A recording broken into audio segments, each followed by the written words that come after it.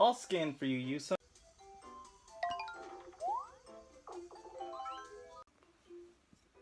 Oh, hello there. It's my birthday, and you know what that means. Party games! But what sucks about party games is that they're not that fun without friends. Aww. No. You know what? Who needs friends? I have amiibo. And use some. So, today we're playing Animal Crossing Amiibo Festival. Hooray! Oh boy.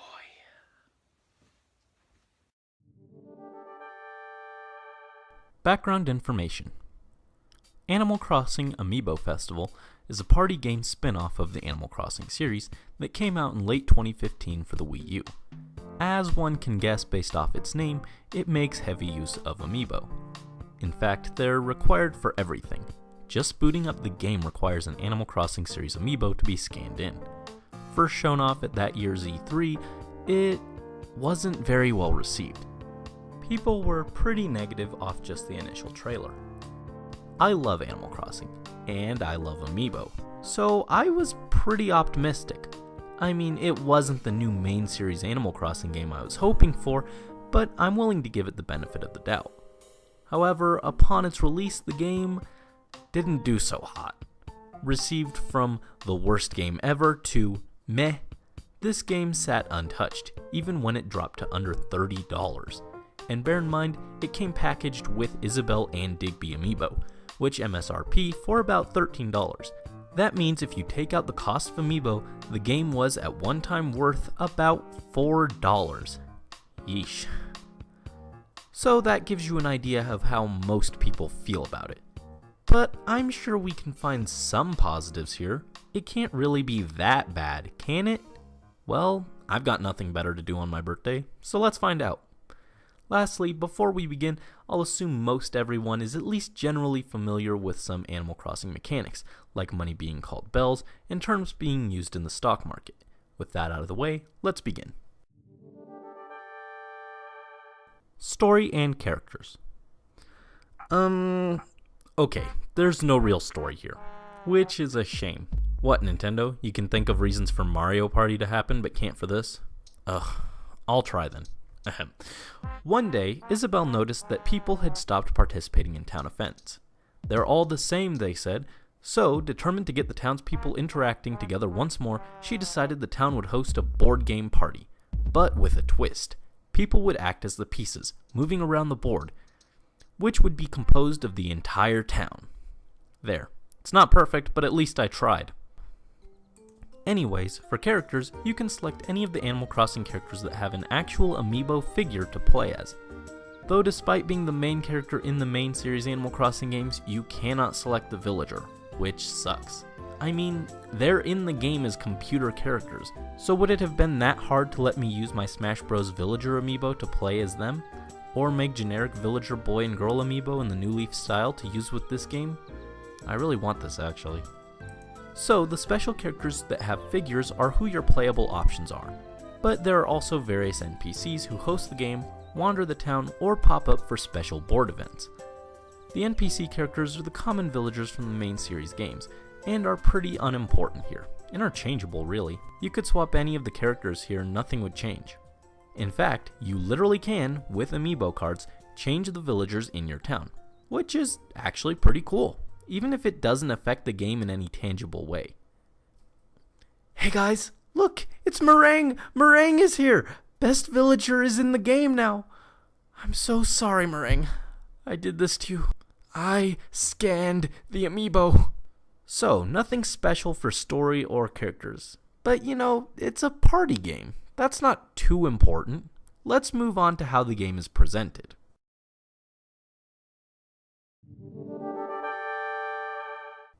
Presentation. Visually, this game is actually pretty nice. I mean, it's Animal Crossing. But in HD! Nothing special, but it doesn't look atrocious. I think New Leaf had slightly better textures though. But hey, on the bright side, they have all these gorgeous HD models for characters and stuff. You know, just in case they want to make a new main series game on a console or something. Hint, hint.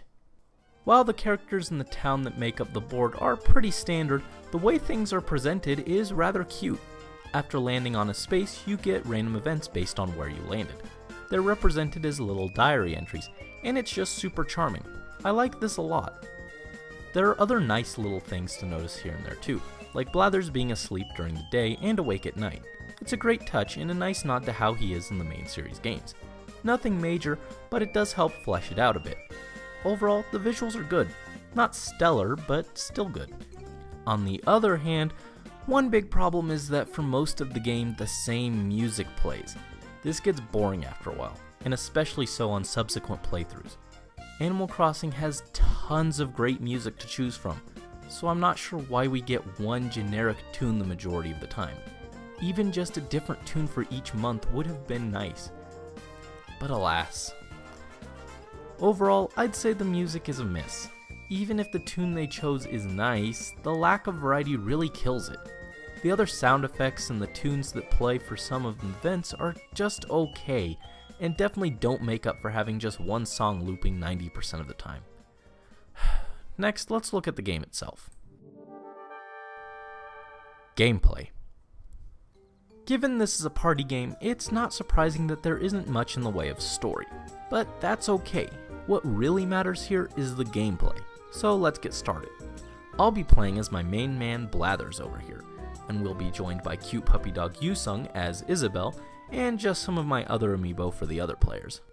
As I was saying, the main game is a board game in which the players roll dice and try to collect money and happy points, which I'll explain a little later, by landing on spaces. Different spaces do different things based on the icons, and is described by a cute little journal entry. You can gain money, happy points, or both money and happy points. Additionally, some spaces will cause you to lose money, happy points, or both.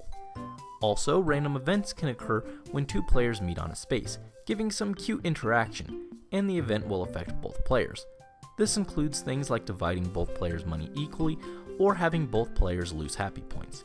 Each day there's a chance a random event will happen, or that nothing will happen and the game will continue as normal. These events change some of the spaces on the board to event spaces, which when stepped on allow you to interact with a special character, like having Katrina tell your fortune, or letting you visit Red's card shop. Hey look, Red and Nook are together. I ship it. Some of the random events that happen on the basic tiles can be seriously unbalanced. I've had a character land on a space and get 90,000 bells in a single turn. That's a pretty hefty advantage, and they weren't even in last place. The map is pretty basic, at first.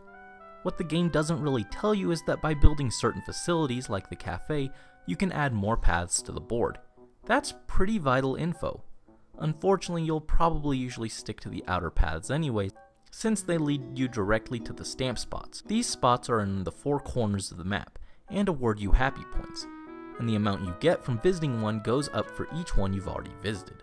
The first four make a picture, and if you somehow manage to visit more after completing the picture, it adds extra details, and of course, more happy points. The spots could really stand to be randomized to encourage visiting different areas. Also, having to play through several games to unlock some basic features isn't good at all. Isn't that right, Yusung? Well said. In fact, why not just add some kind of map editor? That would have been cool. Oh well. At the end of the game, the winner is chosen based off who has the most happy points, with money factoring in by granting you an additional happy point for each 1,000 bells you collect, so it's important not to ignore collecting bells as well. Getting an early lead with money lets you buy more turnips, which are used in the stock market, giving you more opportunities to make more money. It doesn't guarantee a win though, as again, I've had a lead of like 85,000 bells from stocks, only to have someone else get 90,000 from an event space, giving them a lead on me with money as well as happy points. Look at Nook over here with all this cash. Normally I defend the guy, but you know what? Screw you, Nook! Ah geez, the game is getting to me. Making the rounds to the 4 stamp spots in the corners is still the main strategy, which is a shame. The game doesn't really reward you for branching out and exploring alternate paths. This is perhaps the biggest problem with the game, and when combined with the lack of minigames, makes for an experience that can be kind of boring. With cards in the stock market, there is a little bit of strategy at play, but it could still be fleshed out a bit more. As you might have guessed from the name, the game makes heavy use of amiibo. It actually has some of the cooler optional uses for when the game came out, like scanning an Animal Crossing card and getting to put your favorite villagers into the board game town. I like that a lot, as it's optional content that doesn't really impact the game too much. That's how I think amiibo should work, instead of, being required to play. Did it really need amiibo for the main game? No, it could have been an add-on to save customizable features to the amiibo. In fact, I think being able to play a game as a human villager that you designed could have been cool. This would have been the default option and wouldn't have required an amiibo. I guess the coolest thing about the amiibo is that you can take it to a friend's house with all your amiibo stuff already unlocked. Of course, that's assuming you have a friend who's willing to play with you, so that probably won't ever come up. In addition to using the figures to roll, you can also scan a card of a villager that is currently in your town to have an increased chance of rolling the number depicted on the card. This is kind of broken, especially if you just add a villager with one of each number to your town. There isn't even a limit to the number of times you can do this per game.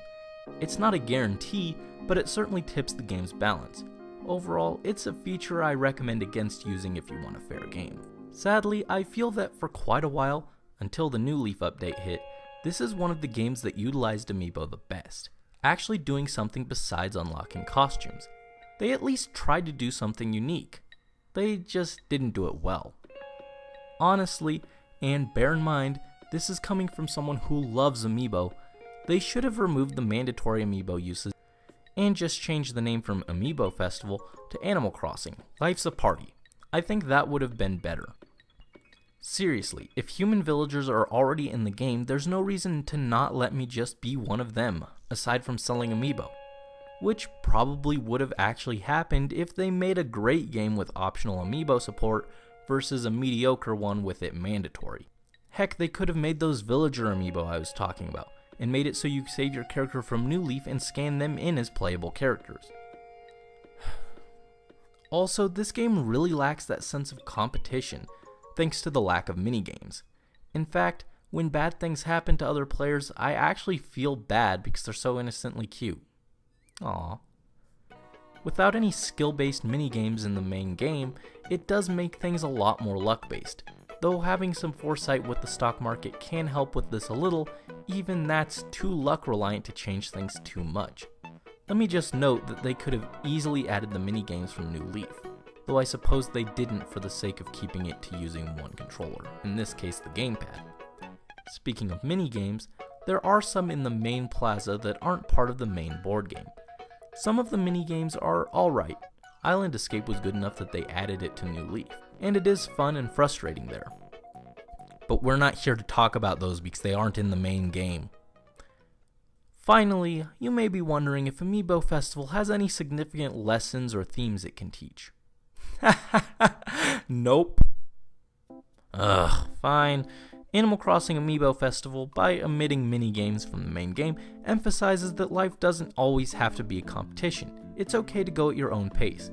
At the end of the game, the winner is decided by the number of happy points accumulated. In other words, the amount of fun you had is what makes you a winner. Or something. Am I really looking this deep into a party game? You bet I am. Let's move on. Verdict. There's actually some really cool stuff here. The way it's presented, music aside, is cute, and the mini-games that aren't part of the main game are pretty alright. But as a game, it's pretty dang mediocre. It's simple, yes, very simple in fact, but simple isn't always bad. In this case, the game isn't bad because it's simple, but rather because of many missed opportunities and design flaws.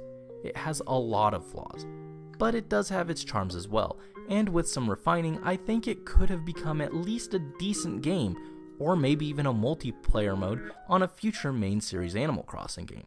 The groundwork is there at least, and thanks to its easygoing nature, it's pretty relaxing even to play on your own, which is great for when you want to play a game, but don't want to play anything that takes too much thought and effort, like when you're super tired. Also, it's nifty that anyone can play regardless of skill level. Little kids or grandma and grandpa can join in on the fun. Heck, even Yusung here got to join in. I'm so sorry. But it's so simplified to the point it's hard to keep one's attention. Is it a great game? No. It's arguably not even a good game. But I don't think it's as bad as everyone says. If anything, there's some cool ideas here. But it's just hard to recommend, unfortunately. Lots of wasted potential here. But with how it was received, I doubt we'll see anything like this anytime soon. I enjoyed it more than most, but even then, it gets old pretty fast, and I've only played maybe 10 or so games. I don't think it's quite as bad as everyone says, but it's certainly not anything to write home or write a journal entry about either. And in the end, I didn't even win. Come on, Yusung, couldn't you have gone easy on me for my special day? No need to rub it in. Well, that's Animal Crossing Amiibo Festival. Much like my birthday, it's a pretty meh experience. It's a shame. I really like the idea, just the execution was lacking. Oh well. Oh, how rude of me. Did you want to play? You can be KK. No? Okay. Well, regardless, as always, thank you for watching, and more importantly, thank you for joining us on my birthday. I'll see you all next time for something hopefully a bit more exciting. This is Hoodie Angel Brandon, partied out.